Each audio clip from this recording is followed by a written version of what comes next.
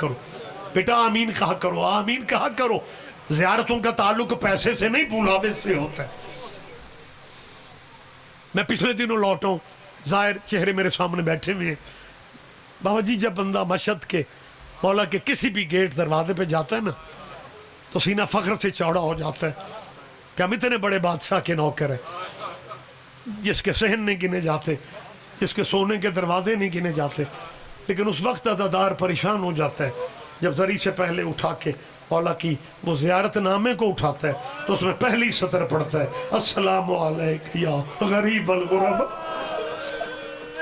آج کا آخری دکھ تو وہی پڑھیں گے جو آخر پہ میرے بھائی پڑھیں گے۔ میں نے ایک ہی فقرہ کہنا ہے، میرا اللہ جانتا ہے ہمارے ہاں غریب اسے کہتے ہیں جس کے پاس پیسے نہ ہو، لیکن عرب میں غریب اسے کہا جاتا ہے جو مسافرت میں مر جائے، یا عرب میں غریب الغرباء اسے کہتے ہیں جس کی بہنیں 18 ہوں، جنازے پہ رونے والا کوئی نہ ہو۔ آباد رہو، آباد رہو۔ یہ جو عزا ہے نا جی، اس کے بانی مولا رضا امام کے دربار میں، اجاز بھائی آپ لوگ کتنے خوش نصیب ہیں کہ معصومین کی بارگاہ میں بھی شعراء ہی آتے تھے۔ دیبل جب آیا نا، یہ فقرہ میں یہ نہیں کہہ رہا کہ آپ سمجھیں گے نہیں، جن آنکھوں میں آنسو آ گئے ہیں نا، ویسے ان آنسوؤں کی قدر کا پتہ ہمیں اصل تبھی چلنا ہے جب دروازہ جنت پہ غریب کی ماں کھڑی ہوگی اور آوازیں دے کے کہے گی وہ بھی میرے حسین کے رونے والے، وہ میرے رضا کا پرصدار ہے، وہ میری زینب کی چادر کا ماتم کرنے والا۔ سیدہ تمہیں ذاتی غموں میں کبھی نہ رونا پڑے۔ حسین کے ذکر کی اس صف پہ بیٹھ کے میں دعا مانگ رہا ہوں، مالک تمہیں ذاتی غم نہ دکھائے۔ امام کے دربار میں محرم کا چاند جیسے ہی نکلتا ہے دیبل خزائی آتے ہیں۔ امام اپنی جگہ سے،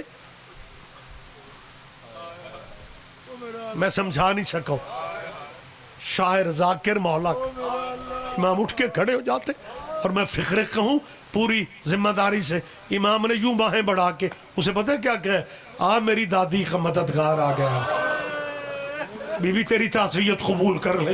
حسین کی بات میں ذاتی غموں میں، اور امام اسے بھلا کے نا جہاں امام صف پہ تھے، امام نے مسند کا اشارہ کیا، اس ٹائپ کرسی جو بھی اس دور میں تھی، امام نے کہا یہاں بیٹھو، اور حیران ہو کے کہتے مولا میں یہاں بیٹھوں، آپ کہاں بیٹھیں گے؟ امام فرماتا ہے تیرے سامنے میں مٹی پہ بیٹھوں۔ آباد رہو، اللہ تمہیں ذاتی غموں میں نہ رلائے۔ جی آپ جیئے، آپ اللہ، اس غم کے سوا اللہ آپ کو کوئی غم نہ دے۔ فقرے میں نے تمام کر دیے۔ امام فرماتے ہیں میں مٹی پہ بیٹھتا ہوں، میں مٹی پہ بیٹھتا ہوں، تو منبر پہ بیٹھ اور مجھے میرے اجڑنے کی کہانی سن، سیدہ تیرا قرآن قبول کر لے، حسین کی ماں تمہیں ذاتی غموں میں کبھی نہ رلائے۔ اور اس وقت امام کی بارگاہ میں دیبل نے مرثیہ پڑھا، امام کی بارگاہ میں کہتے ہیں سلام اس حسین پہ،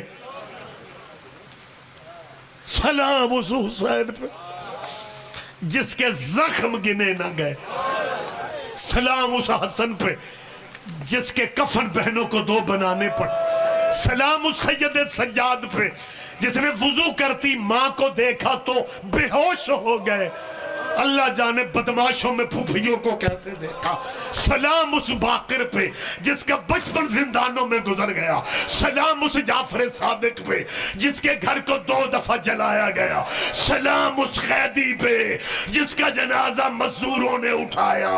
یہ سلام پڑھ کے دیبل چپ کر گیا۔